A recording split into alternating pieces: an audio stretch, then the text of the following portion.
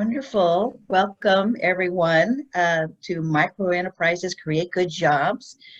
This is a network meeting of service providers and those that work with small businesses in the Inland Empire, our Microenterprise Cooperative of Inland Southern California. And it's also the Inland Empire Regional Meeting of Cameo. We're doing a partnership here. We're partnering up with Cameo to provide this today. I'd like to introduce Carolina Martinez, Cameo CEO. Carolina.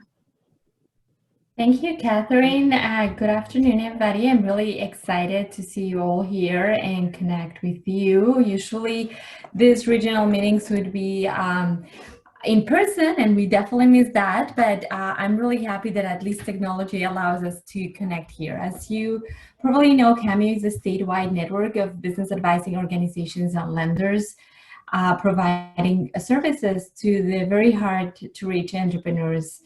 And we are really happy to be here with you today. We're gonna get us started with some logistics that I keep saying by now. I feel like we're all Zoom pros, but it's okay to go over them anyway. So please do make sure that everybody's audio is muted if you're not talking. You can also go in the Zoom menu and drag the cursor down the screen.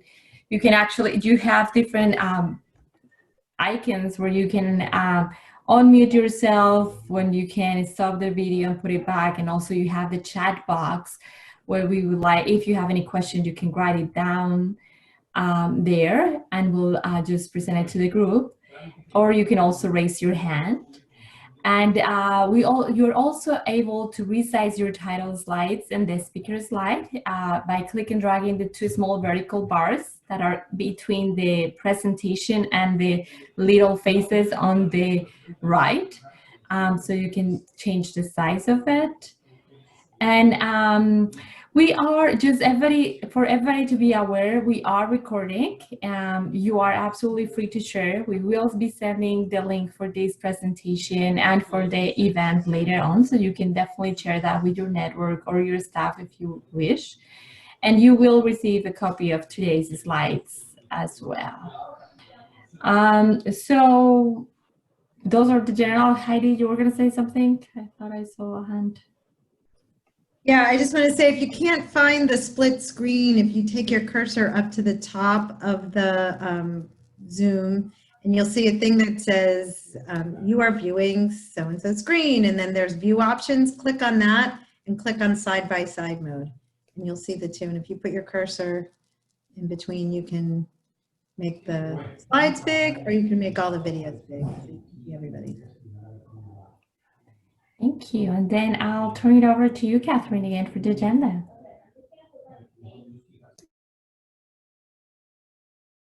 You're muted, Catherine. Thank you. We are going to do some introductions here, so everyone is going to get a chance to just say their name, organization, and just a sentence about a description of what you do. And then we're going to be asking about your inspiration. Where do you get some inspiration? So Heidi's going to help us with that. We're going to be doing a presentation about our document, our publication that the Cooperative has just produced that talks about micro businesses in Inland Southern California and its position within some training programs that the Women's Business Center is going to be putting on. Cameo is going to be speaking as well, and then we'll also do a run through just a little bit about our web tool, and we'll have some discussions about jobs and what they look like and what you're running into with the small business owners that you're speaking to. And then we're going to end with some fun activities that I'm really looking forward to. So thank you, and again, I thank you very much to Cameo for being our partner in this wonderful meeting, and I'm so happy everyone is here. So let's see. Do you have the instructions there for the introductions? I think that's the next slide. There you go. Yes. So we would definitely like everybody to connect. Part of what it makes these meetings important is for us to know who is there and just make new connections, or just revisit and can reconnect with some of people that we already know. So let's let's get started with, if you could go to the chat and just drop us a line with your name, your organization, and one sentence that could describe your role in there would be great. So we can know who is in the meeting right now and for everybody to see. I hope everybody's connected. Well, there's a lot of people in the video, so we can really get some information, or if we could also do it verbally. So if you want to unmute yourself and introduce yourself, would be great. That would be great if we could do that. Yeah, we don't have them. Yeah, we have a good group that we can definitely do that. So let's get it started with Jose Ramirez. And you're just the first one here. Sorry for calling you first.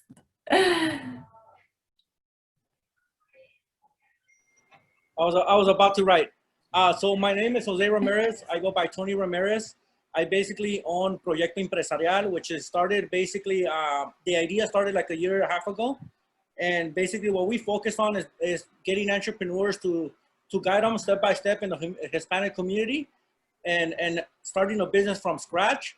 I own 3 businesses now. They all run by themselves, and I'm trying to create this so people could go and get all the resources they need for them to improve their business or go to the next step, which expanding their business as well.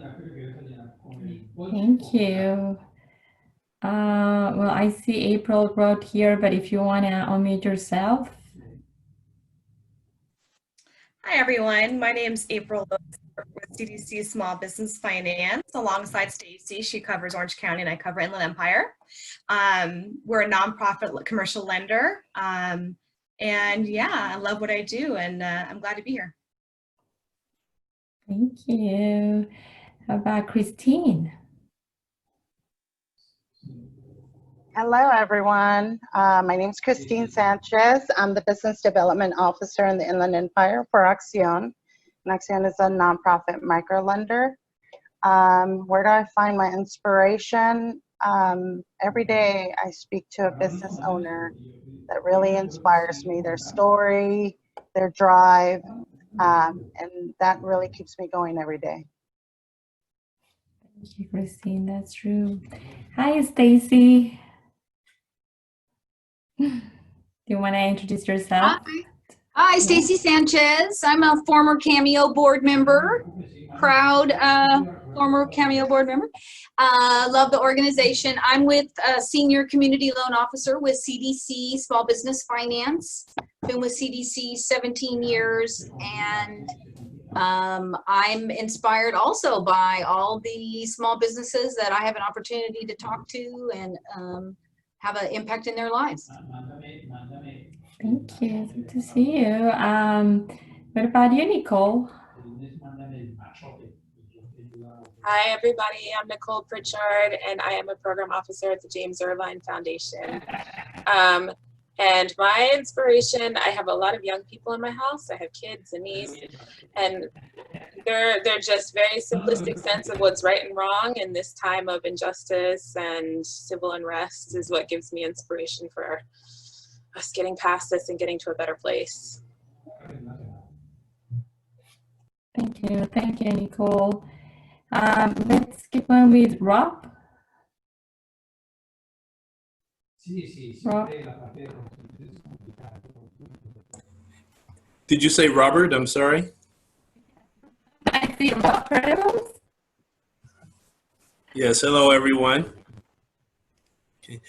I'm sorry, I tried to have my picture posted, but for some reason it's not cooperating here, so apologies for that. But my name is Robert Lewis. I just heard about this group recently, thanks to Nicole Pritchard over at Irvine Foundation. So I definitely appreciate her sharing the word of your wonderful efforts out in the Inland Empire. I am president and board chair of the Black Cooperative Investment Fund located in LA. It's a 501c3 community-based nonprofit that pulls dollars from the community and distributes those dollars back into the community in the form of microloans, with a particular focus on small businesses, Black-owned small businesses.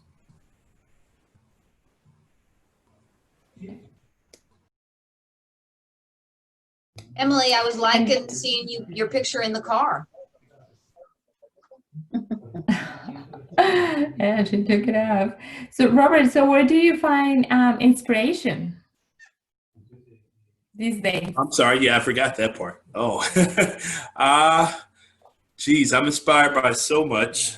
I think primarily what's most relevant for our work here is just my belief that change, the ability to achieve change, is driven, for the most part, I believe, in speaking for the BCIF board and supporters, by or through fiscal imperatives, through economic empowerment. So being able to help communities and individuals build assets and strengthen their economic muscle, so to speak, is something that I am certainly motivated by, passionate about. And so, yeah, that's a main driver for my involvement with BCIF. Thank you. Thank you. What about you, Kim? I think Me? No, Kim Scanlon. Hi, I'm sorry, I was sleeping. Yes, Kim Scanlon, Project Director at Coachella Valley Women's Business Center.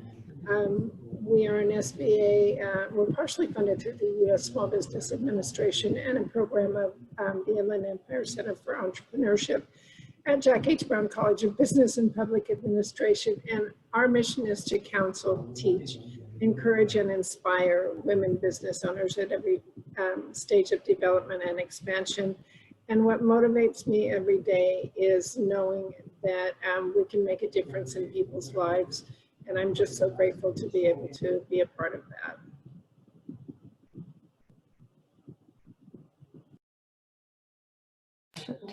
Now let's get going with Rob Perez. I'm not sure. Yeah. Thanks. We'll try that again. Yeah, so my name is Rob Perez. I'm the founder of UMakers. It's a makerspace in Claremont. I was inspired by Peter Drucker. I got my MBA there. And some other really old people like Buckminster Fuller, who said that all creativity, you can't teach creativity.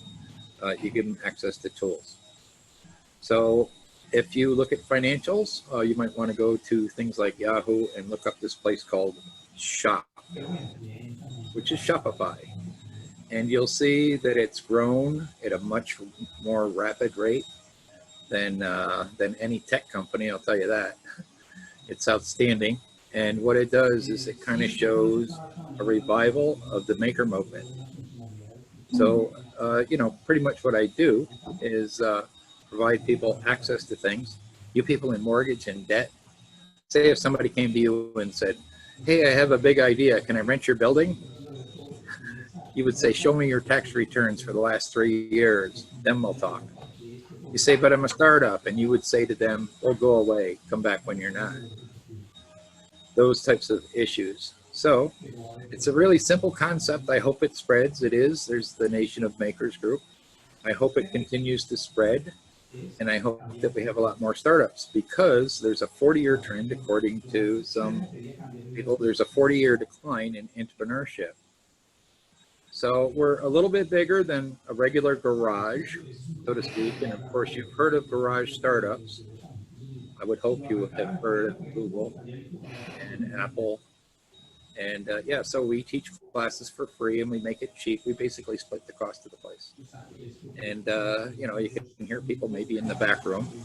So they're starting their second careers. They're starting their different things. We in a way, I pay to teach, which, sorry if there's any teachers here or consultants, because, don't be insulted by this, please. Those who can't do, those who can't teach, those who can't teach, consult. Those who can't consult, start doing again. So that's what I'm doing. So I don't like things like $1.5 trillion in college debt. You'll find Peter Drucker would comment on these things. Even as a teacher, he'd say it's outrageous. In healthcare, I'll try to, here's my life. So when I was a kid, I liked to make things. Became a ceramic engineer for free. Could buy a $30,000 car and have it paid off in 2 years. moved to California in today's dollars, buy a $600,000 house when I was 27. My wife was 23. When I was 40, I got my EMBA from the Drucker School. That's $140,000 now, and I got that for free.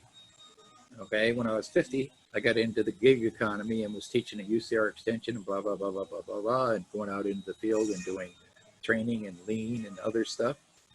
I call that early retirement. Now I'm 62, and if anybody in here is working in this room, thank you. You're paying for my retirement. It's called Social Security. So I thought I'd give back a little of it.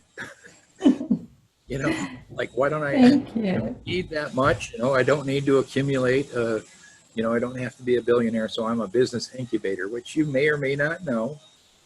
That word, a business incubator in the Inland Empire anyway, is not a common word. Some people, when I say to them, incubator, they say, oh, you make stuff for hospitals? Those little things for babies and stuff? No, a business incubator. And those who are aware, you know that they're all over and have been for years and years and years in Silicon Valley and Silicon Beach and San Diego, where the creative people live. What's wrong with the Inland Empire? The water's okay here.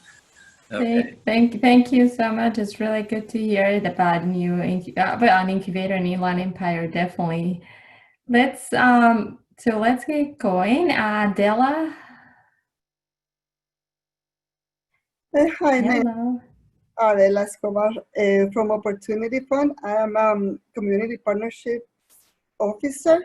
I've been with Opportunity Fund for 4.5 years, and I'm just starting my role as Community Partnership Officer, like for a month now. Thank you. Oh, congratulations. Yeah, that's exciting. So thank you and welcome to this group. Nestle, and I apologize if I'm pronouncing the names wrong. Please correct. Nestle? Yes, Nasli. Hi. Hi, how are you? Hello, good. So, do you want to introduce yourself briefly and what inspires you? Yes, I'm Nasli. I'm from California, and I have a advertising and marketing company, and a small company, not big, and I'm doing promotion item selling too as well. And I was interested for your ads, and that's why I registered. I just want to know more about this mission or something. Thank you. I think we have a couple more, like Alan.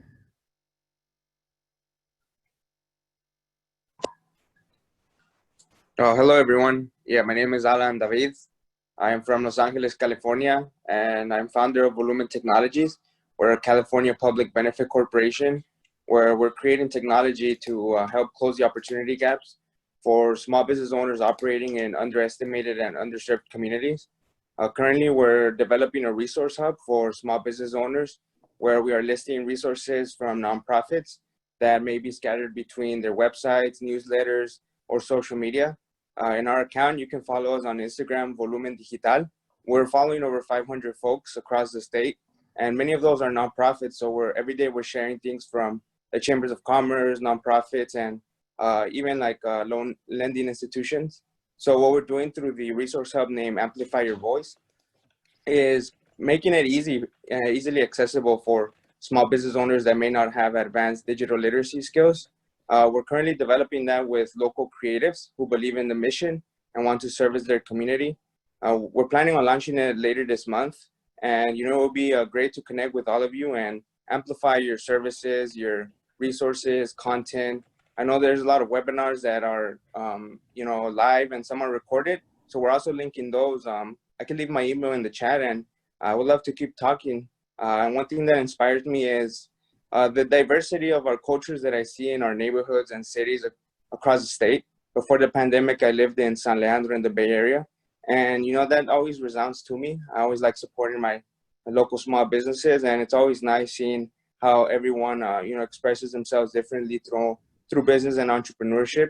And for me, I want to help businesses get online, sell online, so that we can have a much more sustainable future and, you know, do more creative things. So thanks again, and I'm happy to be here. Thank you. Oh, everybody moved. Everybody keeps moving. Maria. Oh, I think you may be muted. So, good afternoon, everyone. My name is Maria Molina Solano. I'm the Executive Director for the National Latina Business Women Association in the Inland Empire, and we are one of several chapters in California. We focus on capacity building programs for the small business community, even though our mission is to support Latina business owners in their growth. We support the small business community in the IE. And what inspires me, you know, I've never, up until just a couple of months ago, I never really gave it a lot of thought. And I think my inspiration really came from being I think I was 12 years old, and I had to act as a third parent for my mom who did not speak English. I actually represented her as an attorney, and I was not an attorney at 12 years of age. But she had no money to pay for legal fees in the Labor Commission to get her salary paid. So there I was. And I think that that's where my inspiration came in terms of advocating for others who cannot for different reasons. And that's what drives me in the job that I do right now. My past life was a career banker for many years. I work with the small business community again. Thank you. Thank you, Maria. Madel? Yeah, hi everyone. My name is Madel Leal. I work for Central Community Partners, which is a nonprofit organization that's based in Oakland, and we provide business education for entrepreneurs, aspiring entrepreneurs, especially women of color or those that come from underrepresented communities, using tech as a tool to develop a business plan. I'm actually leading the efforts to expand here in the Inland Empire. I was raised in Ontario, California. I recently moved back from living in Michigan for 3 years. So really excited to be here. I heard about this group. We're really hoping to partner up with communities in the Inland Empire and provide these resources for small business owners and entrepreneurs. So I'll drop my information in the chat box. For me, what inspires me the most is really seeing the resiliency of our communities, especially as Latinas, a Latina, really seeing that we can, you know, strive and we're tenacious, especially when it's when the world is, you know, crumbling apart. But we're always, you know, we've always pushed forward, so that always inspires me. Thank you all. Thank you, Madel. And Joaquin? Good afternoon, everyone. Joaquin Tijerina. I'm with the Riverside County Business and Community Services Department, and I also am the director of the Coachella Valley Small Business Development Center. I'm out in the Palm Springs area, and what's been inspiring me lately has been the resilience of our business community. We work with a lot of small businesses, and just to hear them how they're toughing it out and you know, they're trying to make it a real go of staying in business, and that's very inspiring. Thank you. Michelle, I think everybody knows you too, but please. Oh, you are muted, Michelle. I see a lot of new faces, so that's exciting. Of course, I see a lot of folks that I know and work with on a regular basis, but there's new faces here too, so that's fun. Michelle Skilgen, I serve as Executive Director of the Inland Empire and Coachella Valley Women's Business Centers. As Kim mentioned, we're programs of the Inland Empire Center for Entrepreneurship, which is at Cal State University, part of the Jack H. Brown College of Business. What inspires me is working with amazing business owners in the community and amazing community partners. A lesson I learned a long time ago is that we can't be all things to all people. And so just being able to connect individuals in the region with good resources, and, you know, simply because we know we can't help everybody, let's get them where they need to be. Thank you, Michelle. And I think the whole Cameo team is missing. So Melissa, let's get started with you. Hi, everyone. Like Carolina said, I'm with Cameo. I'm the SoCal program manager. Not only do I help with the administrative work with Cameo statewide, I do some initiatives I do an initiative in Los Angeles for a collaborative called Entrepreneurship Advantage. And so I help execute the strategic direction there. And where I'm finding my inspiration is I think a lot of the collaborative members, we just had a virtual meetup recently, just learning about the great things that they're doing to help a lot of our small businesses. And this time has been giving me a lot of hope despite everything. So yeah. Thank you. Susan. Hi, everybody. I'm Susan Brown. I am the Vice President of Capacity Building and Training for Cameo and run a lot of our Cdfi training programs.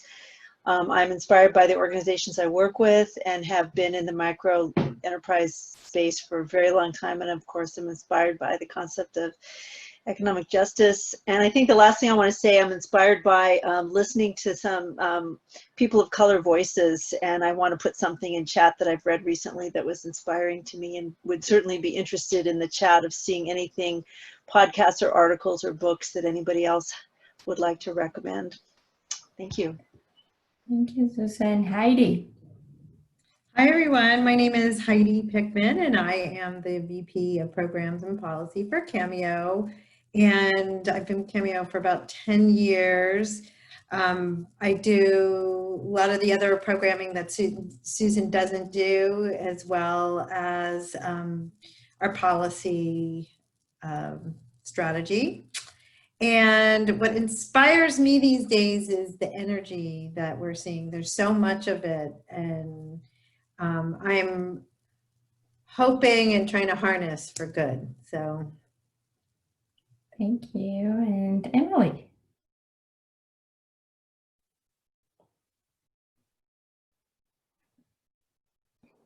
Hello, sorry, I was trying to unmute myself there. Hi, my name is Emily Gasner. I'm the VP of Strategic Initiatives and Operations at Cameo. I'm actually joined in the background. You might see my children as we're en route. It's for the holiday weekend. We're actually going on vacation, and I didn't want to miss the meeting because I really wanted to learn more about all the great work that everyone's doing in the Inland Empire. So great to meet all of you. And what inspires me, I live in San Francisco, and just seeing the resilience of the small businesses in my neighborhood, just building outdoor eateries and outdoor places for retail to be able to just continue to have income and pivot during these times of COVID. So that's been really inspirational to me. Thanks, Carolina. Thank you. And I think everybody went, and I just wanted to also introduce myself, which I didn't do. So I'm Carolina Martinez. I'm the CEO of Cameo. And I just really wanted to share that what inspires me is just being able to connect and hear from all of you. I think the work that all of you are doing in your regions with your clients, and just through all these times, these past few months have been really showing us how resilient and how committed we are to support the underserved entrepreneurs, and how the communities that need it the most have great advocates in all of you. So seeing that resilience, that great work that you all are doing is what really inspires me to continue doing the work that we do at Cameo. So thank you for that. And hope to continue connecting with all of you for that. And with that, I'll turn it over to Catherine to get it started. Oh, thank you. Let's see here. So through a conversation with folks from the James Irvine Foundation, and then later their support for this, we, the Microenterprise Collaborative, wanted to tackle the challenge of job creation for micro businesses. Traditionally, the field of microenterprise development is just focused on developing a job for the owner. A lot of the folks that are participating in microenterprise services are low and moderate income individuals, those that may have been outside you know, the spectrum of being able to get a hold of traditional funding. And so, you know, focusing, just expanding the thinking around, can they be good job creators? The challenge, one of the challenges I keep running into that frustrates me is that if you talk to economic development professionals, microenterprise development is a subset of that, and it sometimes is just kind of pushed off into the corner because they look at each small business, and on average, microenterprises, they generate maybe 2 to 3 jobs, including the owner. And so, you know, when in the economic development budget, sometimes they, you know, the cities and the counties, they want to spend money on these big job promisers like Amazon or Walmart. And when your small businesses, if each small business that's in the region could just add 1 job, it would solve all of the employment issues. But so we are being challenged about trying to make sure we get support for this work. The reality is that 90% of the businesses for most areas in California, I know the Inland Empire, it's the same way, is that they're the micro businesses, and they account for about 20% of the employment. So they're worthwhile, and they need to have some attention devoted to it. But managing a business requires a lot of learning, and our entrepreneurs may know their skill that they want to produce as a business, but they have to learn things, you know, that are going to, you know, grow their business. And particularly becoming an employer is a tough one. There's so many regulations around that piece. So we really wanted to get a deeper understanding of what small business owners think when they're trying to get to that point where they can add a job. And in this particular environment, some of our business owners, many of our business owners, are trying to get to the point where they're wanting to rehire the people that they've had to lay off, which is additionally troubling. So we worked with the women's business centers in the region, the Inland Empire Women's Business Center and the Coachella Valley Women's Business Center, to conduct a survey of our business owners to find out where they were. And this was pre-COVID, so we've got kind of a baseline outside of this pandemic. So what was the general situation? So we conducted a survey, and then from that survey, we put together a document. And this document is a snapshot of what our small business owners are thinking, what they need, what they look like, and how they might be able to move into becoming employers.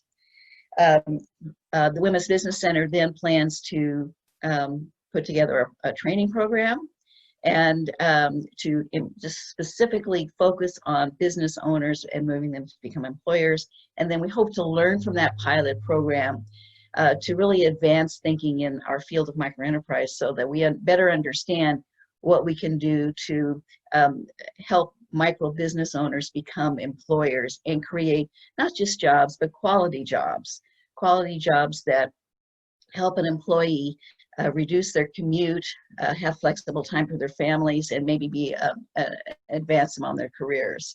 So we've learned a lot from that, and I'm going to turn this over to Michelle, because she's going to show us our beautiful report that I'm so proud of, and talk a little bit about the training program that they're designing.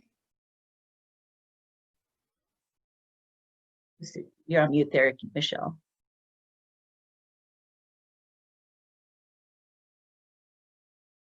Michelle, you're still on mute. Oops, there you go. Oops, we got to get Michelle off mute here. There we go. Yeah, got it. When you start to share your screen, things don't always work as they should. All right, can everybody see the report? Yes. Yes, okay, excellent. All right, so this is a report we put together, and as Catherine mentioned, we started with about 1,200 clients that we surveyed, And this is the information that we compiled from them. This is a quick summary of what we've gathered. I'm going to let you read the executive summary when you have a couple of minutes there, but the compilation was that 197 of those we surveyed, 197 full-time jobs created, 117 part-time jobs created. The average wage for the full-time worker was $18. The average wage of the part-time worker was $13. I thought this was a very interesting statistic. 56% of those surveyed were hiring people that live close to their work, and 35% offered one or more benefit. And we're going to show you more of the detail on that. So one of the very interesting statistics that and I suspected this, but this confirmed it, businesses often are not hiring because they don't have enough sales to cover additional salaries.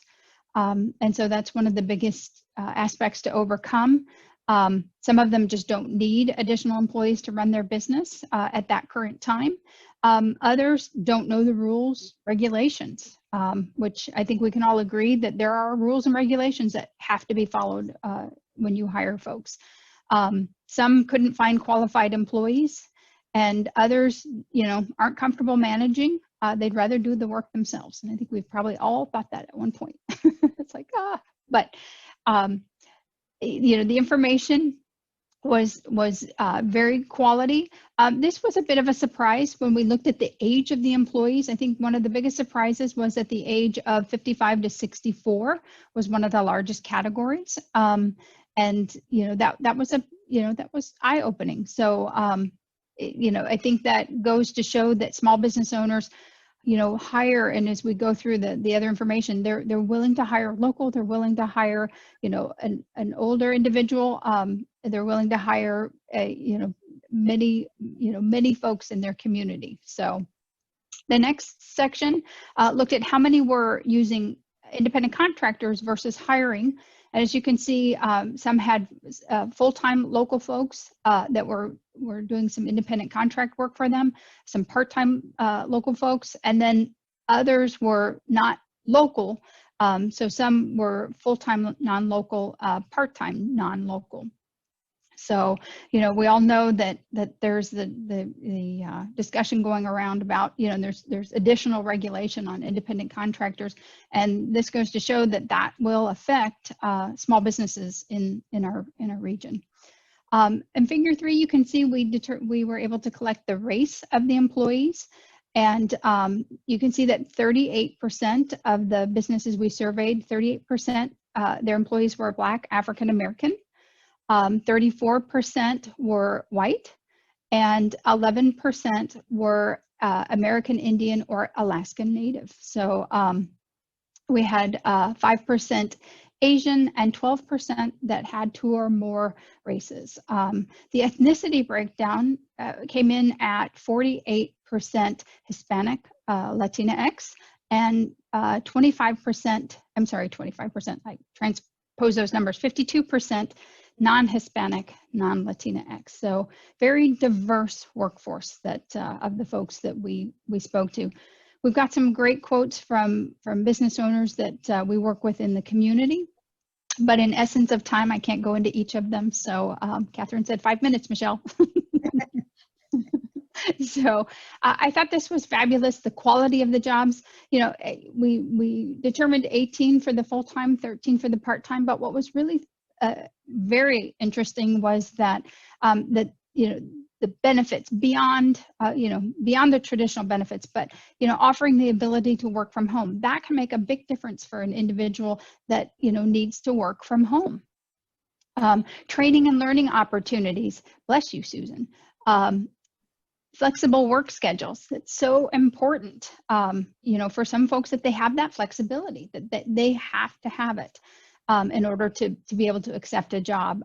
Stable, consistent work opportunities is another benefit that was identified. In addition to that, there were some that were able to offer the traditional, such as vacation, sick leave, dental, vision, retirement, health. Some were even able to offer tuition reimbursement and some employee stock options. But I think, thinking about a meaningful job, it's not just pay. meaningful to me may be meaningful to me is different than meaningful to someone else. So, and then this was related to travel to work. As you can see, 56% were 5 miles or less. And I think that's incredible to think about. You know, commute time takes up a lot of our time, you know, the cost of maintaining a vehicle. So that can be a benefit as well. So looking at the companies that we spoke to, and I had a statistic here that I wanted to share, and that was that 64% were in business from between 1 and 10 years. So these are businesses that have been around a while. Some of them are just starting. Some of them were actually over 10 years old. And so you know, it's a variety of businesses, you know, in the various stages that they're in. You know, you can take a look at that. The industries were primarily other services, other than public administration, retail, trade, educational services, arts, entertainment, recreation, and professional, scientific, and technical services. And some there also financial insurance. So that made up the bulk of the types of industries that we were speaking to. And then the majority, you know, although it is widely spread out, the majority of the folks were in the between 10 to 100,000 range. You can see this green is 10 to 100, and this is 1,000 to 10,000. So that's where the majority of the folks came in. There were some that were just starting, hadn't had any sales, and then some that were up at $1 million. So again, a vast majority of businesses that were interviewed, filled out the questionnaire. So the owner data, this I think really was an interesting bit of information that came back, and that was the educational level of the owner and founder. And this is where it came back that 98% of those that we are working with have between 2-year to a doctorate. And that's a very high statistic looking at the region. And so, you know, there's a lot of folks, and some, you know, many have professional degrees. So, you know, many people are starting businesses, and this actually surprised me quite a bit, was that, you know, the seven with the doctorate. So, you know, I remember working with one of our very early clients, and came in and had her PhD, but didn't know how to write a business plan, and said, you know, can you help me? And so this individual actually went on to create many jobs. So, and then this is another quote from Palbinder Badisha, who's also created many jobs in the community, a success story that is from our Coachella Valley Women's Business Center, Bethany. And so that is just a quick synopsis of the information that we were able to gather through this jobs report. So I need to minimize that so that I can stop the screen share. There you go. And so we will, so this is available on our website. We are going to send around a link to, you know, if you're on our mailing list, you'll get something next week that will link to it. But I'll put something in chat, which is our website, so that if you wanted to download this document, you're welcome to do that. Let's see, did you want to ask the discussion question there, Michelle? Okay, stop share. Sorry, my screen split, so I was taking a minute to find the stop share. We wanted to ask you, we wanted your input as to what you're seeing out there. You know, some of you are working with folks in the community. I think everybody's working with folks in the community.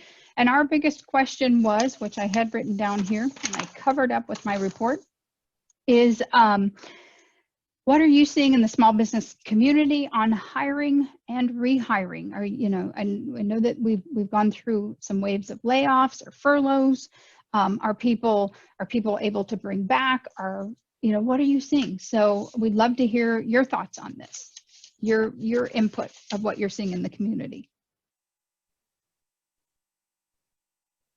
And don't everybody speak at once. Go ahead, Susan. Susan. Yeah, one of the things I noticed in your research numbers, and this, you said it was pre-COVID, that people like maybe needed to either work very close to home or work at home. And I've noticed that since COVID, anybody I know with young children almost has to work at home because they can't send their kids back to school. And I think for people running businesses or people creating jobs for people, it's a new dilemma, I guess is the word I'd use, is that need to be at home because your kids are at home. And how to work from home, how to create jobs for people at home. You know, it's added a whole complexity.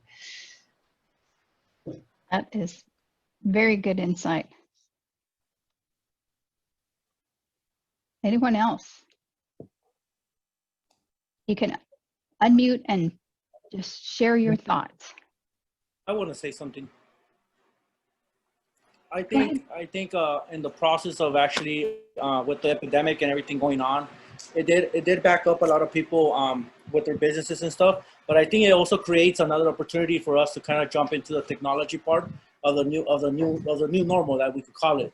I think that opens a lot of opportunities for different people, and especially for a small entrepreneur, small business to expand. And I believe in creating or informing them the right way how to do it, or how to jump to the next step, including this technology and working from home. You could actually hire other people that work from home, especially with those with kids. Myself, I'm a father as well, and I do have my kids every morning, and I'm here until 12 o'clock. And then once they get off from school, then I start doing my routines. Thank God I have a mom, and I have a big team, right? But I do run different businesses from home and also in person.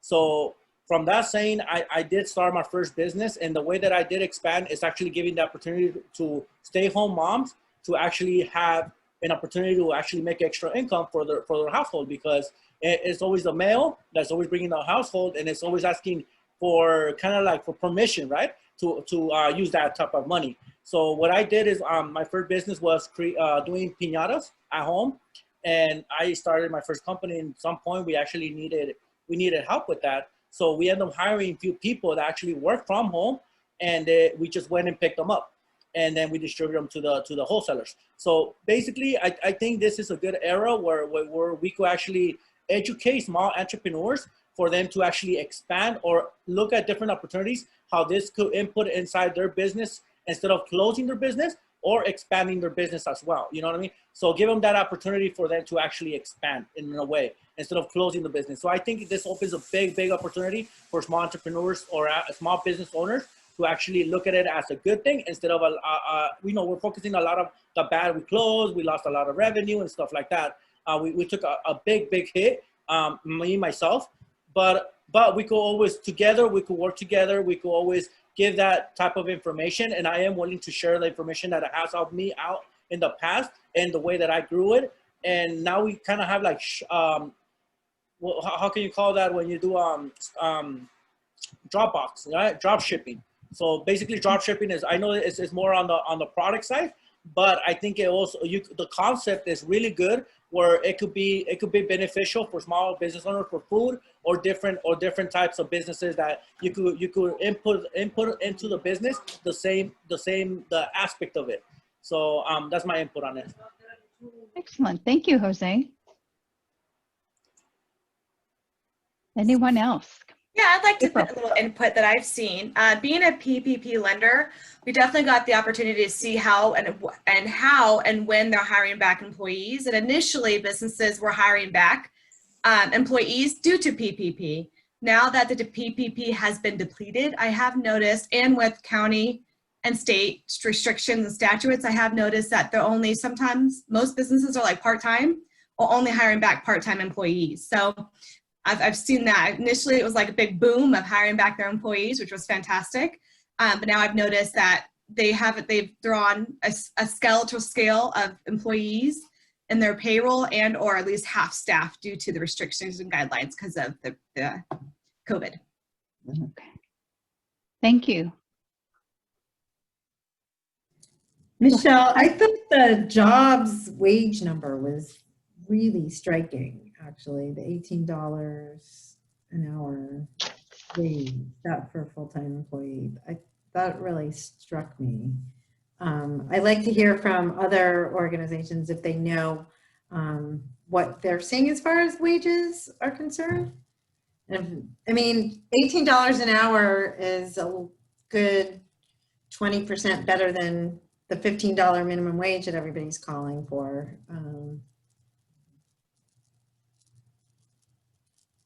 Anybody else have any idea of what their client's average wage is, or you haven't done the study yet? I was surprised by it too, Heidi.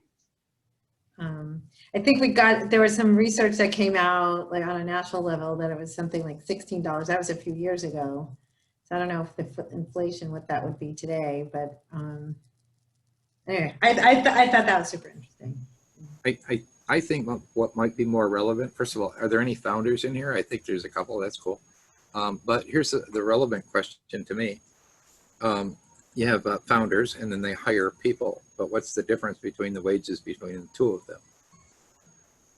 So if a founder is making $1 million a year and he's paying out $10 an hour, sure, that causes that spread. So I think the relevant question. And then because I think there's government people here, you guys keep track of net business formation? I haven't actually found a lot of data on that, which says that, say, the city of Ontario. Do you know how many new businesses formed relative to how many new business licenses versus how many failed, which I would assume would be tough to gather because a lot of people go out of business and they never report it, you know? So does anybody have that? So. You know, Michelle, that's an interesting thing, the inequality of the CEO versus the employee's job. But I'm guessing that a lot of this was done. What was the scope? That was your clients? It was. So I'm guessing, do you have a lot of $1 million clients? I'm guessing you don't have too many $1 million clients. No. Do you? Not a lot. So it might, I mean, so I think that's, you know, yeah, in this particular studies case, I think that's a real, you know, that's really interesting. You know, $50 an hour at full time is $100,000 a year, so that's not that big of a wouldn't be that big of a discrepancy for. Well, Peter Drucker's thing was it's okay to be 20 times the average, but no more than that. That's historical. Yeah. So there are some companies that do that intentionally, but they usually make the news for doing so. Yeah. Yeah. Well, these are smaller businesses, I'm guessing. These are smaller micro businesses. I'm curious, Michelle, from the group, that one of the things that we've heard a lot, and when we talked so much earlier about PPP, there was a lot of conversation about how hard it was to rehire employees, or if they had to lay them off. And I'm really curious about, now that PPP is over and the businesses are kind of out there again, cooperating, some of them might actually be making other decisions. But I'm curious from the group, and maybe from some of the lenders and the TA providers in the call today, is like, are you seeing any signals of not being able to rehire, or to starting to lay off again after PPP is over?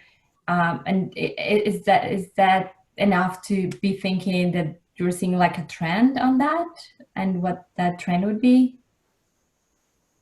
Good question. So I don't have a response for your question. This is Maria, but what we do hear from our client or our membership database, the data, is that in some cases they were trying to rehire some of their staff, especially after the PPE funding was available, and folks were considering staying home because they were making better money from unemployment and those programs that were out there for employees. And in other cases, they did rehire, but they rehired at maybe 50%. So we have a couple of some restaurants that are in our membership, and that's what they were looking at, because now, even though there's some sort of the COVID getting a little bit more under control, and restaurants and beauty shops and those type of retail businesses, there are now restrictions So they're expected to do business in patios for restaurants, for salons. They're expected to do business outside the salon, so they're not inside. So generally, they have maybe 50% of their staff. But they feel that, so the folks that we've spoken to is they feel that at least now they can reopen their business, try and rehire folks and stimulate the economy a little bit. But I thought that was very interesting, that folks would rather not work and receive the support, financial support they were getting. But employers, somehow they found ways to get some of their staff back, but they still, I think for the most part, is like 50% reduction. Right. Anybody else before we move on to our next section of the presentation? To kind of stem off what Maria just said, I 100% agree. I'm seeing the exact same thing. And not only that, but we're getting a huge influx of startup lending needs, because a lot of these employees are laid off, and what better time to, in their opinion, to start a new business than now. And so we're seeing a lot of startup requests because of that. So that's another angle that we've seen as well, is that we're getting a huge influx of lending opportunity for startup businesses. Excellent. Thank you, April. And excuse me a minute, Michelle, that just reminded me, I had a few calls and I thought it was very interesting, but this does happen in situations when the economy has this type of challenges where people start new businesses. And I've had several calls. They want to go into real estate investment. This one particular woman wanted to open a flower shop, so she was trying to find someone that was selling their business. And but I think that that's part of the entrepreneurial spirit of these folks who have always owned some sort of a business. And I just find that amazing that they pivot and they haven't had instruction, but they figured it out. Excellent. Thank you, Maria.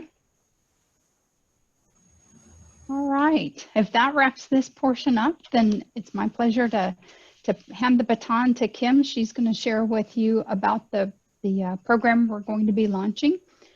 Take it away, Kim. Oops, on mute. Yeah, didn't want to unmute. I'm sorry. Thank you, Michelle. Did you want me to post your flyer there? Yeah, I'm sorry. Thank you very much. Yes, if you could post the flyer.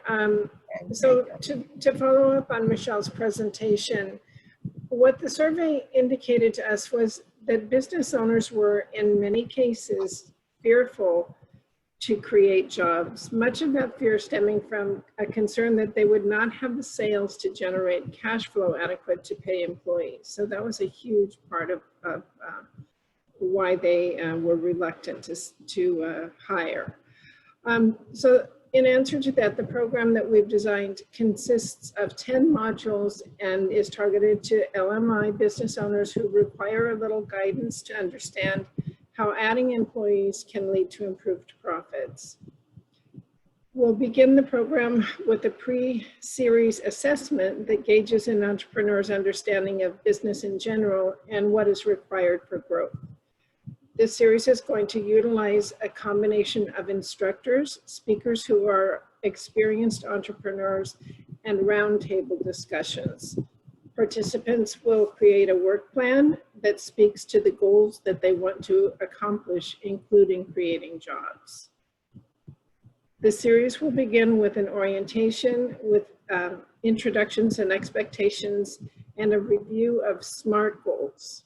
In this module, we expect the participants to get to know one another a bit, sharing about who they are and what their business is, and then to gain an understanding of what SMART goals are and their relevance in terms of creating that work plan.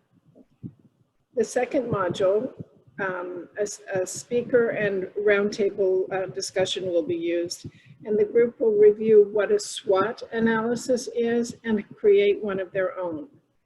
The SWOT analysis is critical because entrepreneurs need to know what their strengths and weaknesses are and what constitutes their opportunities and threats. By self-evaluating, they'll gain an awareness of how they can move forward most expediently. In week 3, the group will take its first look at scaling through growth and expansion, which includes information on marketing and sales. In the survey, as Michelle mentioned, about 65% of those surveys did not believe that they had enough sales to adequately cover the salary of additional hires. We'll be discussing how to expand sales and increase cash flow. Week 4 is a look at what's stopping entrepreneurs from hiring, which oftentimes is simply what's known as entrepreneurial overwhelm. The business owner can't see the forest for the trees, so to speak. That, added to the concern of having money enough to hire, will be examined in this module. What could follow this but a module on learning to let go and delegate. This is often one of the most difficult things for an entrepreneur to do, even when a business owner is juggling multiple balls in the air. It's difficult to let go and let someone help, often to the detriment of the business. Think of someone who is literally up to their ears in trying to keep everything going, when just adding a bookkeeper salary would help the business immeasurably and possibly save the business. Sorry, I thought it was an earthquake. It's just my cat. In week 6, excuse me, we'll examine making that first hire and determine which employee classification works, 1099 or employee, and the process in hiring either one. We'll dive deep into the makeup of each category and discuss what might be the best option for the employer, remembering that there is new legislation now and probably going forward in the next several months. Following this, we'll take a look at into the management of employees. Many times entrepreneurs would prefer not to do it themselves, or would prefer to just do it themselves, or they lack the confidence to manage employees. We want to ensure that neither of these things is an obstacle to the entrepreneur in hiring an employee. They need that comfort level where they can delegate and guide an employee. Next, we'll segue into a look at leadership style and see how that translates into employee retention. Not everyone is a born leader, certainly, but entrepreneurs may be called out of their comfort zone to lead and delegate, and it's imperative that the entrepreneur understands the importance of this. The group will review their work plans and make updates to the goals and strategies in week 9, including a review of those SMART goals that they developed in the first module, and taking a look at how those have been updated. Week 10 brings the entrepreneurs together for them each to present their work plan to the group, and the series will culminate with a post-series review of what knowledge has been gained and the celebration of success, because we can't put them through all these paces without giving them a celebration. We've tried to respond to what we see the needs are in the survey, and we have we think, developed a great opportunity for people who want to learn how to become better, stronger business owners and make those hires. So I think it would be a good idea if you all are working with small business owners that you think would benefit from this program, we'd like to make sure that this is available to them. So we'll send a registration form to everybody that attended here, so that you can get the word out for business owners that may want to become taking the leap entrepreneur to employer. Is that okay? That's okay, isn't it, Michelle? Yeah. So we'll get the word out. And we will have a link on our website, and Michelle is putting one on the IE website as well, so that people can register for the program by going to either one of the websites. So what we hope to learn, because this is a pilot program, we're making this up, right? We're trying to come up with a set of modules that we think are going to help the entrepreneur get a supercharge to figure out, instead of trying to figure it out themselves, is the right time for an employee, that we're going to give them all the tools they need. We're going to bring resources so they get all of this, and also work with each other to help each other and have a work plan, so that hopefully by the time they finish, they'll have greater confidence. So we want them to have that confidence. We want them the skills to hire. And so we'll analyze how the pilot went. Did they gain that information? Did it move people to become employers, or at least plan to? And we'll take the information that we learned from this pilot, and we'll put a supplemental report together that says, here's what we learned, and here's what, where are there some remaining questions? Here's some changes that we've made to the program.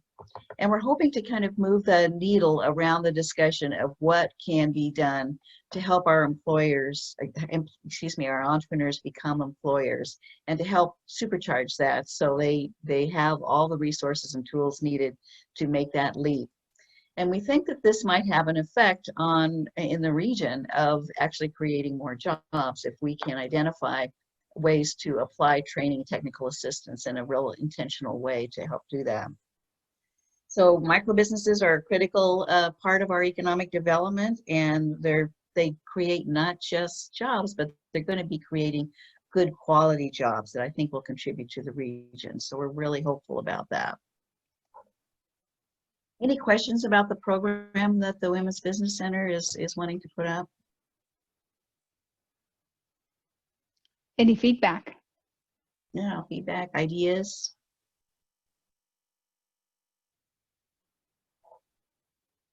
If you have any feedback or ideas, or if you have folks that you think you'd like to send, we can get that information to Michelle and Kim. So we make sure those folks get the registration materials. When do you start this program? October 6th. Okay. We'll be marketing it in September here. So, you have the registration link that you can pop into chat? I think we're almost there. We're not quite ready yet, but we'll just make sure everybody gets it.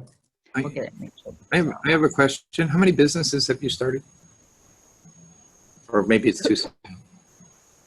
with this program? Yes. No, this is a pilot program. We're just launching this program. Oh, okay. It's a pilot program. It's still up and coming. You can't say. And it's not geared towards starting business. It's geared towards helping existing businesses grow, and part of that growth would be hiring. Okay, so it's people that already are in business. Okay. But the Women's Business Center has been around for a long time, and it helped many businesses start and grow. So, so what we have up here is our Microenterprise Collaborative website. And forgive me if some of you have seen this before, but I would feel remiss if I didn't point this out to some of the folks here. Again, as part of our the investment of James Irvine Foundation, we are supporting small business owners finding all the resources that are in the region. So we have invested in a customized web tool to help people do that. I'm going to click on this. This is on our website, just our homepage here. And technology has not been kind to me this week. We'll see if this works. Everybody's holding their breath because they've been on other meetings where it has not worked. It's going to work. It's going to work. Think positive. Okay. So this is our, what we have here is we actually have identified over 200 small business resources in the Inland Empire region, or in the Inland SoCal region. But we have about 40 of them here in our directory. And instead of just presenting a directory for people to thumb through, individuals, our small business owners, can come here and enter information like the area of assistance. They might be interested in financial resources and assistance, and they might be interested in a microloan and other information that they can provide there. And so what they can do is refine that search and then they will get a list of small business service providers that have been vetted here according to their needs. Of course, more information is provided. That's great here. And here's an example here, like for example, Axion, and Christine's on the call here. What's also very helpful is that those that each individual, for each organization that's clicked here, you get to an actual name. And of course, there we go. Alrighty. So we're having, again, this. There we go. So let's click on it. So it's a little slow where I am. I'm in a rural area, so I always have to apologize. One of the things I also wanted to point you out to you is that that particular page had a widget that changes the language, which I think is really great. All right. So yeah, it's just slow, very super slow. Sorry about that, folks. But when you click on each one of the agencies, it has their name, an email, and a phone number to call, as well as directions. We're not driving people's offices anymore, and it also has more details about what they're doing here. So, You want me to share? It's up on my. yeah, let me just. Do you want me to share? Show maybe, yeah. It's just for some reason it's real slow where I am, so it's just. But I also wanted to, there's just, the main things I want people to remember is if you're working with small business here, here's a little widget, which I'm really proud of. If you have mainly Spanish speakers here, then you can change this page to Spanish. And so I think that's real helpful to people. So I just want everybody to remember a couple of things. First of all, if you're working with small business owners and you can't do everything for them, they may be looking for something else rather than what you're doing. You can use this web tool with your small business owner and help them find the resource, or you can send this link to them to help them find those resources. So be sure to share it with your staff and your volunteers if they work with small business owners. We just want to get the word out about this because, again, there's a lot of resources and people are really searching for them on the web, and we want them to find them.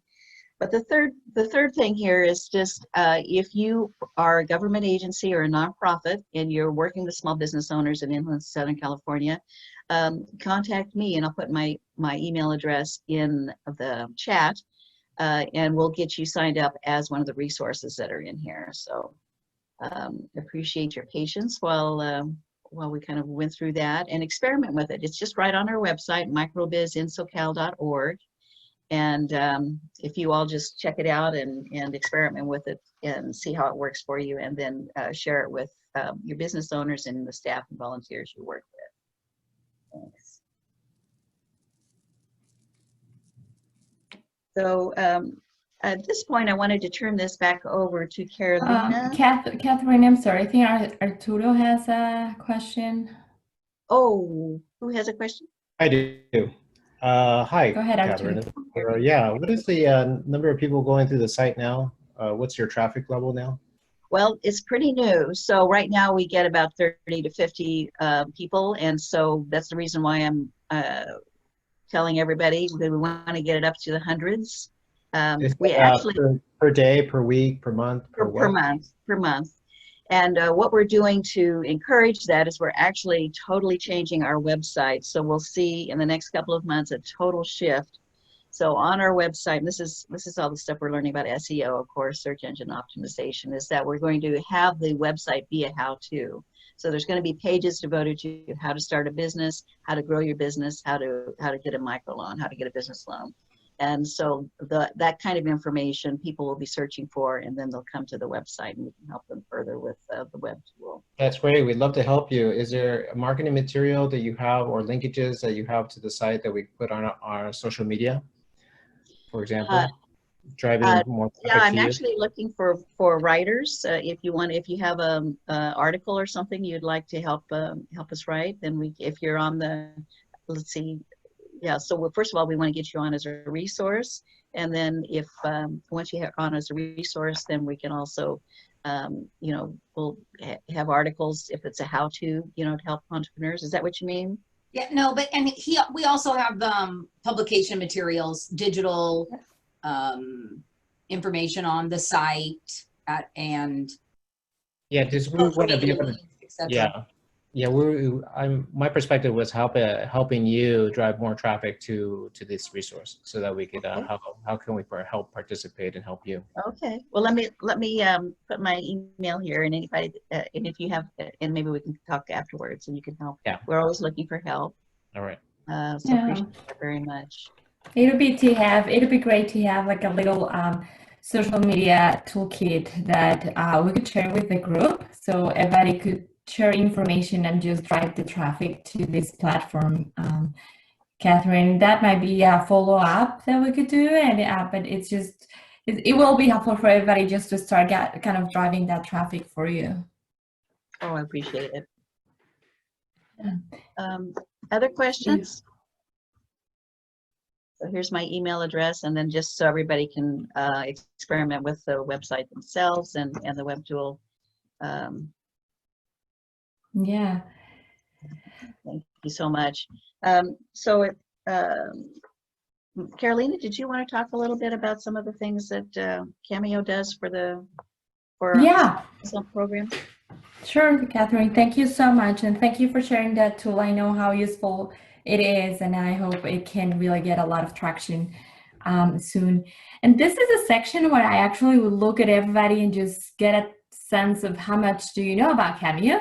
And I don't see many faces, so I'm kind of wondering if you know about it or not. I know a few, obviously, names, and I know a few people there, but okay. Are you hearing me? There's a little bit of sound issue. Yeah, you know, let me get out. Let me see. I'm gonna take off my video. It's been acting up, so hope is it better? Yes. Yeah, and you see, just as I was saying that I wanted everybody to go on video so I could have a sense of how much you know Cameo. I had to take my off. But I just wanted to give you a little intro into Cameo. I already kind of gave you the 10-second description about what we do, but we're always looking to connect with the service providers, those organizations like you that are really in the front lines working with the small businesses. And I keep using now the front lines, which is really interesting for us to be discussing, because that's where we are right now. We're really helping through an emergency, through a crisis, through a pandemic. And obviously the health issue has been the priority for everybody worldwide. But after that, the small businesses have been so affected by this and so impacted that we have to really kind of step up and provide those resources for them. So we do have different programs, and Melissa, I don't know if you could just put it as a presentation for everybody to see or to move, but we wanted to kind of share with you a little bit about what Cameo is doing. For those of you that have not heard of Cameo before, we basically provide 4 buckets of services. We do advocacy. We advocate on behalf of your organization and the small businesses in Sacramento and in DC. We also expand resources and build capacity for our member organizations. So we provide a lot of train-the-trainer programs, and we do a lot of advocacy for to increase the resources available for you. We are also convening all the organizations throughout the state and in regions, just like this meeting. We like to always foster this ecosystem building and that partnership opportunities. And we are an information hub. So we really try to gather as much information and to share it with all our network and promote it through the networks that we have and the organizations. So at the end, we'll get to the small business owners. So in order to do that, we have put together and if you want to move to the next slide, Melissa, I have put different programs that we've been really active, especially during this time. Some of them we had started before COVID hit, but interestingly enough, they were kind of preparing us for what we needed right now. We had a lot of focus into online programming. We were really focusing in how to promote that our members would offer more digital services, and that could really connect with the entrepreneurs. So we have 3 main programs that we would like to share with you. One of them is the Cdfi Incubator. And this is really a service, a program that offered to the micro lenders, even either new ones or nascent, that are looking to expand and to really strengthen their lending infrastructure. We do provide a comprehensive set of services for them to really build that lending processes. We do have the online learning, the online lending platform, and we do have one-on-one consulting. And at the end, we do have some capital available for them to start lending and putting out for the small businesses. We also have our Cameo Academy, and we are very excited to let you all know that we officially launched our learning management system.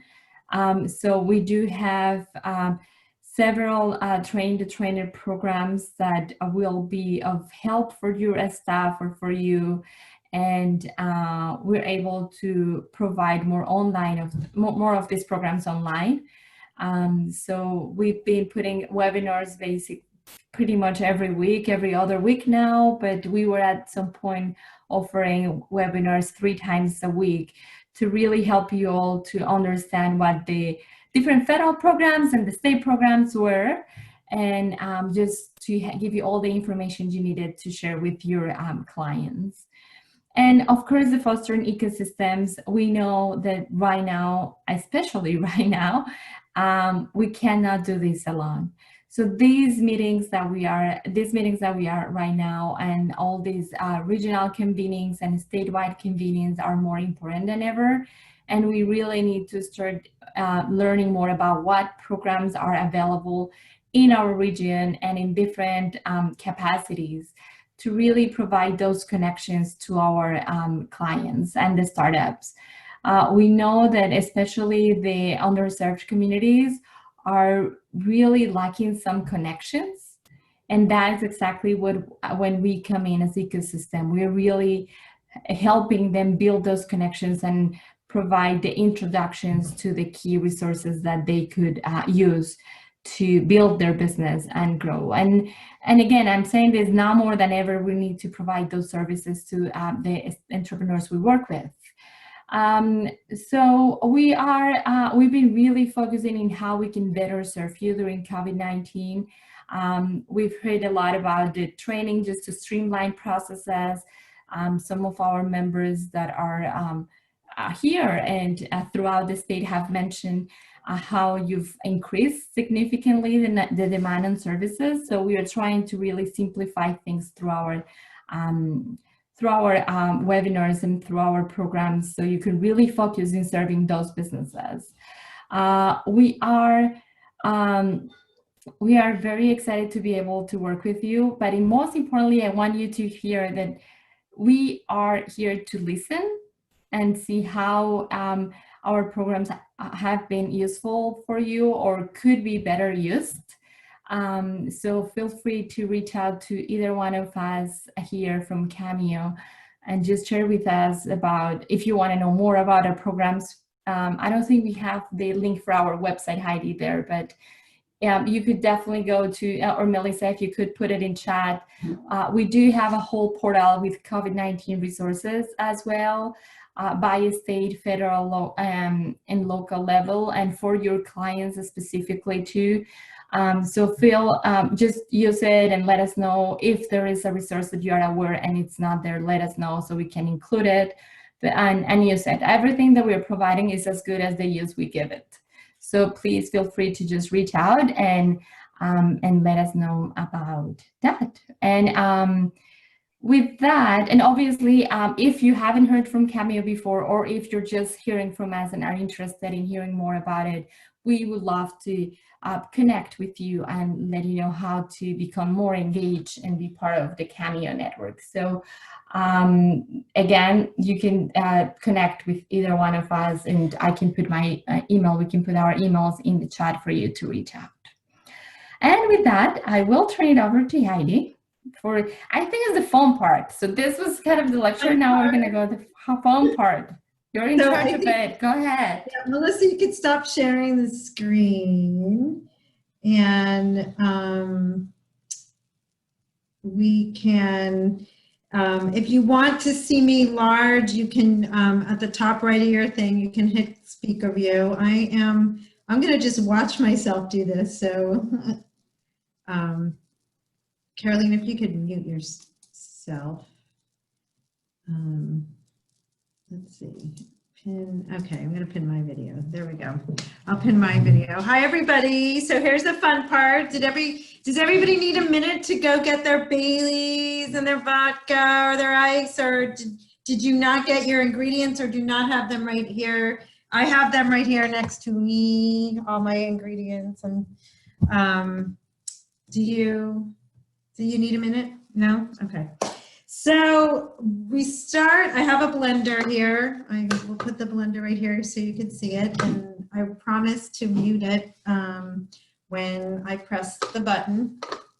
I put a cup of ice because there's just me here today. Last night when I made these as a test for my husband, I put 2 cups of ice. So my blender has a trusty little 1 cup, 2 cup thing. So I put the line up to 1, which is still going to be a little too much. And then I'm going to cover the ice with milk. So I cover the ice with milk. This is, and as I mentioned in the registration that you should have gotten, this is called a Inland Empire Icy. I know it's going to be hot, so you can make this weekend since if you don't have the ingredients now, and it's delicious. I'm going to start with 1 teaspoon of cocoa, a little bit of a heaping teaspoon of cocoa. And then I don't like it sweet. The idea is going to be to make this a browny chocolatey color, not too brown because the cocoa is pretty strong. So it's better if you just keep adding. And then I'm going to take some sugar. I don't have a big sweet tooth, so I'm not going to put in a lot of sugar. I'm just going to put in a half a teaspoon, but you might want to put in a teaspoon per drink. So I'm going to put in a half a teaspoon. It was not keeping. I think the Baileys gives it enough of a glug. So for every cup that you're going to do 4 glugs of Baileys. So 1, 2, 3, 4. All right. And then I'm going to blend it. So hang on 1 second.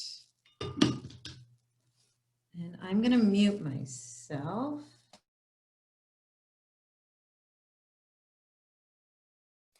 We should be doing this all together. Next time we do it in person, we'll do it in person. Right? We deserve it. You all deserve it. Last night I didn't blend it enough, and when I poured the last drink, it was all the sweetened chocolate at the very bottom. So I want to make sure I did a good time. I'm going to give it a taste. It actually looks like a nice brown chocolatey color. I don't know if you're going to be able to see it when I pour it. But you didn't put any whiskey in yet, so it's. I haven't done the whiskey yet.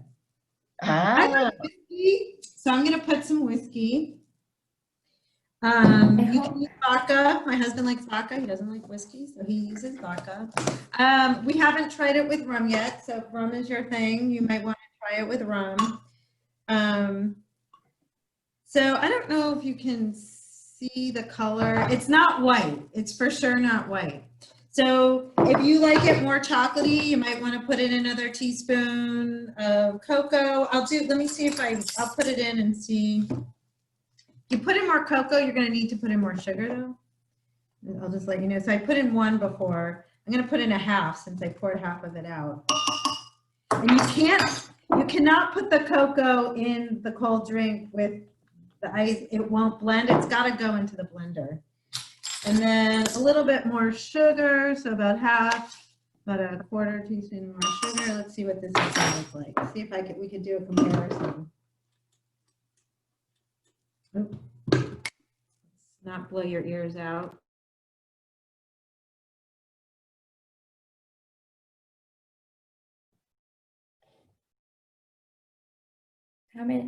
How many of you are going to do it today?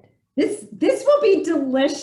It's going to be hot in the Inland Empire over the weekend. I know. Yeah, this is a little dark. I need one more glass. I wasn't planning on doing this. So hang on one sec. Don't remind us. We know it's coming. And poor Coachella Valley's going to get it even worse, I'm sure. Right, Kim? Yes, we are. 117 is our forecast. Oh, wow. Okay, so you can see how that's a little bit darker. It's the light. You can't really. It looks delicious. It probably will be. Okay, so now I'm going to take my whiskey. I'm going to give myself a little bit more room here. Because then I get to get drunk while you guys get to answer our fun quiz questions.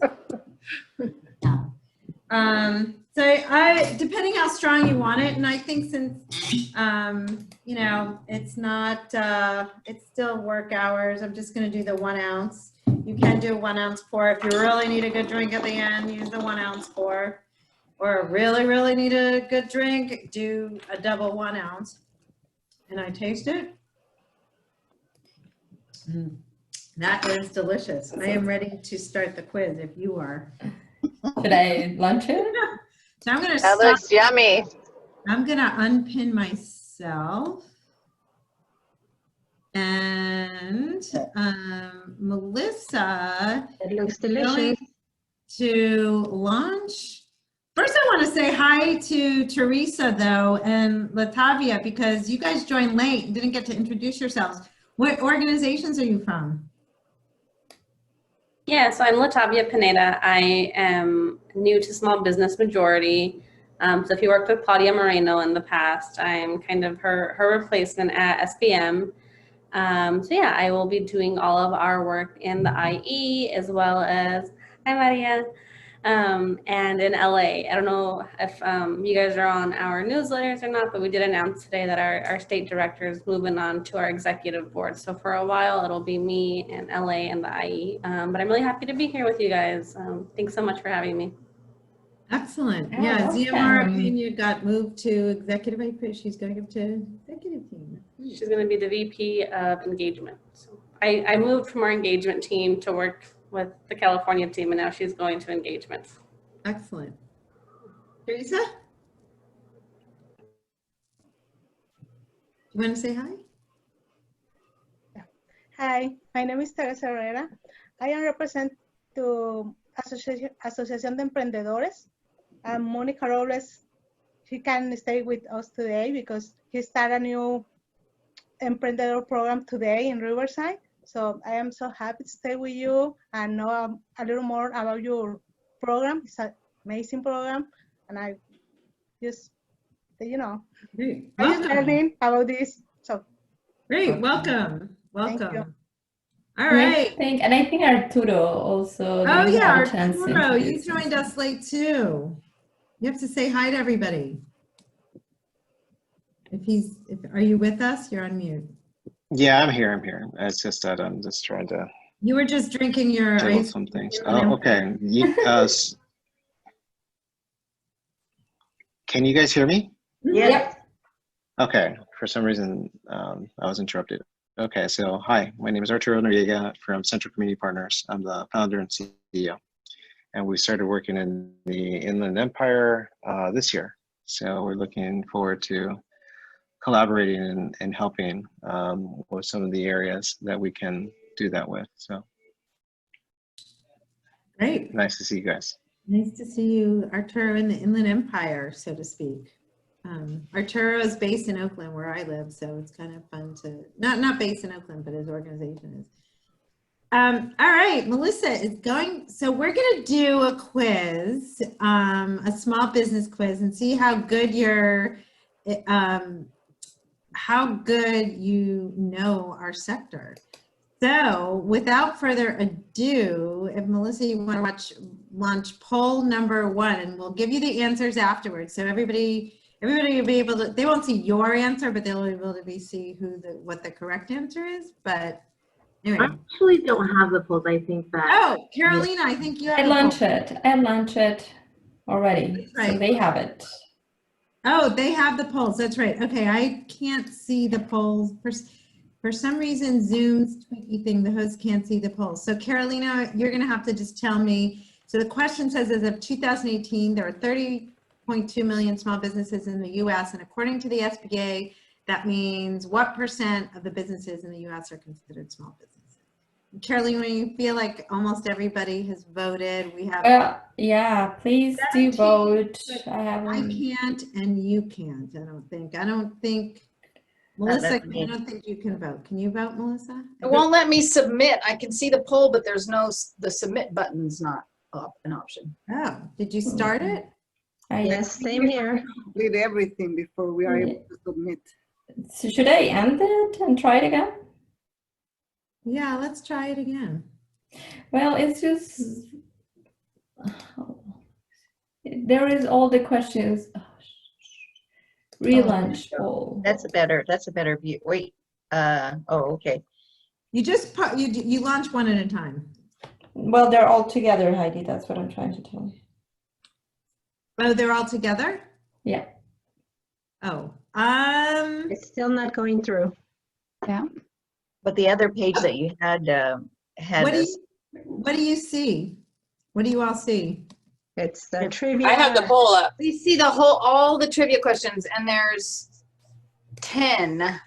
Yep. So maybe we have to answer them all before the submit button will pop up. No, yeah, I think maybe. Okay, let me see. Wait, hold on, let me see.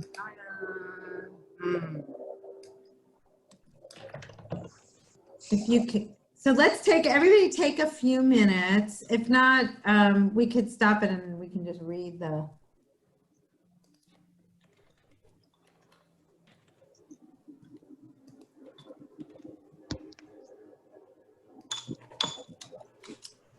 Take a few minutes and then type into chat when you're done.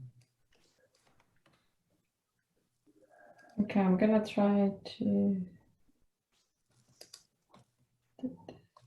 Looks like some of them are going through. It looks just one person. So let me do something here. I'm sorry. So it only one person. They're right there. Yeah, only one person was able to do it. So let me see if I can. Mine went away, so I was halfway. If you go on the bottom, We keep starting the poll and then it disappears halfway through. Okay, and I just launched it again for the first question. Do you see it? Yes. Is it question by Oh question? yeah, there we go. Okay. It's doing one question at a time now. You can submit it. Okay, great. Excellent. So Carolina, when you have, we have 17 people minus you and me, and I think Melissa, so 14 when you get most of the questions. Okay, we have 7 out of 12. So we should have it. There's this weird thing where whoever logs in as host not see the poll. Okay, so I'm closing the polling. Okay. Now. All right, you guys keep score on yourselves. So what does everybody, what's the percentage of? So I'm sharing the results, and it says that means the majority says that 99.9% of the businesses in the U.S. are considered small. That is the correct answer. Most. Oh. Yeah, there's very few very large businesses. Most businesses are small businesses, according to the SBA. And businesses that have 100 employees or fewer are actually the largest employer in that group. Actually, are actually the largest employer in that group. So up to 100 if is, and we're going to get to some more statistics. Great. Anybody know? Can you launch poll number 2? Yep. So keep track if you got it right or not. Because I'm going to ask you at the end who wins. I just launched it. Okay, as of 2018, blank small businesses were minority owned, 4, 8, 10, or 15 million. I need some more of this delicious. Oh yeah, and what one was going to be way too much. It's filling. It's really filling. The second one was better with the more, I'll just tell you, it was more chocolatey. So I'd go for 2 teaspoons. Oh, okay. For 1 cup. Okay, did everybody had a chance to? Yeah, I'm not sure mine, mine doesn't seem to work when I try to click on it, so I'll just watch what's going on. Okay, so we're sharing the results. It says as of 2018, well, actually we have a tie between 8 million and 10 million small businesses were minority owned. And that's reasonable. 8 million is the correct answer for those of you who got it. Stacey's like, all right, great. Now we're going to launch, of those 30.2 million small businesses, 8 of them are minority owned. There's a 38% jump in minority owned businesses before and after the Great Recession, which is interesting, right? And we might see some of those same patterns again. All right. Number 3, how many businesses with employees will survive after their first year? Like a trick question. Problem with this, it's so good, I just drink it way too fast.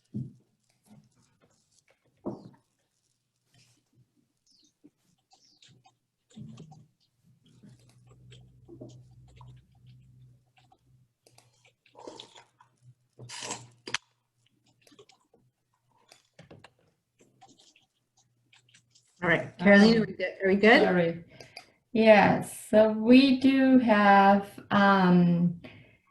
36% says 2 out of 5. Is that the highest? That's the highest. The next one is 27%, 1 out of 2. All right. Well, whoever answered 4 out of 5 is right. So about I heard a yes. In the first year, it increases the second, and by 5th year, it's 50%. So, and then about 70% of small businesses with employees fail by their 10th year. I wonder if that fail or just go out of business because they're done with their business is the thing. But so a lot of people make it through the first year. So that second, third, and 4th year are crucial. Number 4. Let's launch number 4. Oh, hold on, sorry. Number 4. Okay. Small businesses were responsible for what percent of jobs? No, this is who was the first president to recognize National Small Business Week. That's 5 on my book, but that's fine. Okay, so who was the first president to recognize National Small Business Week? It doesn't matter if you know what the question is.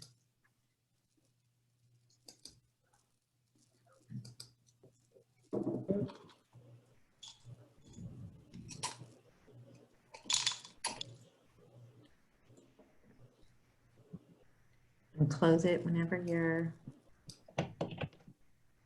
Okay, so we have a winner with 45% saying Barack Obama and 36% saying John F. Kennedy and 18% saying Franklin Delano Roosevelt. And nobody chose George Washington? 0. The correct answer is John F. Kennedy. Really? Oh, okay. All right. So, right in the middle there. All right. So what's your next question, Carolina? What is the most common reason business fail?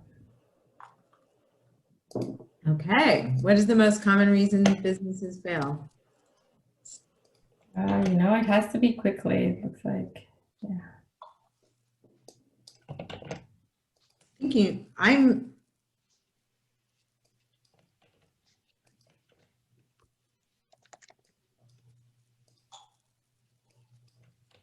rolling boom. Danger. Okay. It's like ice cream with a little bit of kick. I know. I think it's better to finish this. Out. Okay, so we have 64% says lack of capital, 27% lack of demand, and 9% lack of technical assistance. Clients are the key, right? The first step in capital access is technical assistance and marketing. Lack of demand.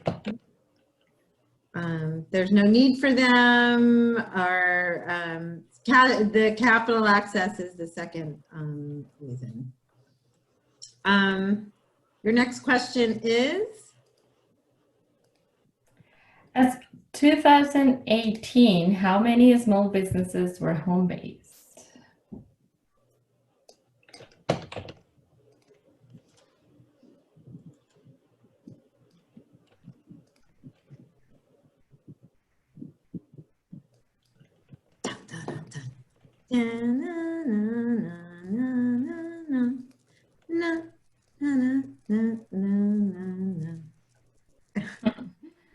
Okay, we have. We do have a winner with 45% saying 35% are home-based. How many? And a tie, we have 18% for 15%, 28%, and 50%. Well, same number. This is a good quiz, you guys, and I think because the number, as of 2018, the number of home-based businesses were 50%. Just about 50. Remember, those are all those micro, those are all the number of businesses. Those are all those sole proprietors and non-employer businesses. About 50% of small businesses were home-based. 60% of all firms without paid employees were home-based. So that's the non-employer businesses, plus 23% of small employer firms. They vary across industries such as information, construction, professional, scientific, and technical services. So 50% are home-based. So that means if you're trying to get your clients, it's gonna, you gotta figure out how to reach them. And now I think even more people are gonna be home-based because of COVID. Mm-hmm. All right, Carolina. Okay, we have an 8. Training matters. What percentage of micro businesses that receive business assistance are still in business after 5 years?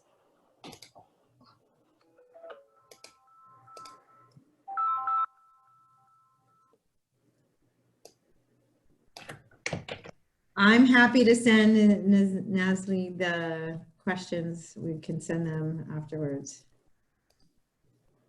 We're happy to follow up with those. Yeah, they're good statistics to use, and so you can talk about the importance of your work that you do. Oh, okay, share results. So we have 75% saying 80%. Yeah, big round of applause. Round of applause. Yes, training matters. You guys, what you guys do matters. Getting some kind of coaching, some kind of technical assistance, some kind of business assistance really matters. And we're glad you guys know that. Great. And then the last two are really interesting, I think, especially in the kind of where we're going with the economy and COVID, and just where we all fall and where entrepreneurship falls in importance of the economic development, the micro business, where that falls on the importance of the spectrum. So I have during the period that includes the Great Recession, blank, net jobs were created by California microbusinesses from 2004 to 2012. Right, so that was before the recession, during the recession, and after the recession. And this is net jobs in California.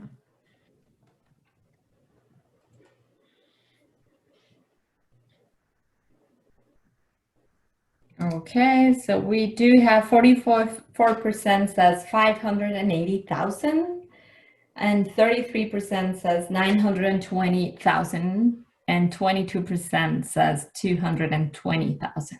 920,000 is the correct answer. Micro businesses were the largest job creators over the recession, as well as in some years they were the only way that people created jobs were through micro businesses. So go micro. And I have the very last one saying during the period that includes the Great Recession, blank, net jobs were created by California large business from 2004 to 2012.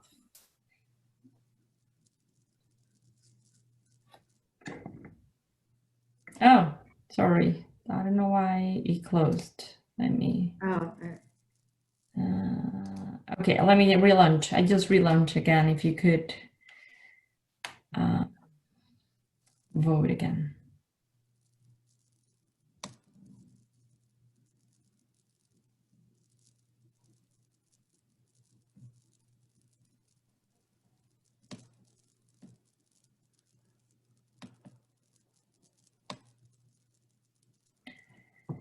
Okay, so we do have that 50% says minus 292,000 job losses. 25% says 124,000 and 13% says 376,000 and 0. Yeah.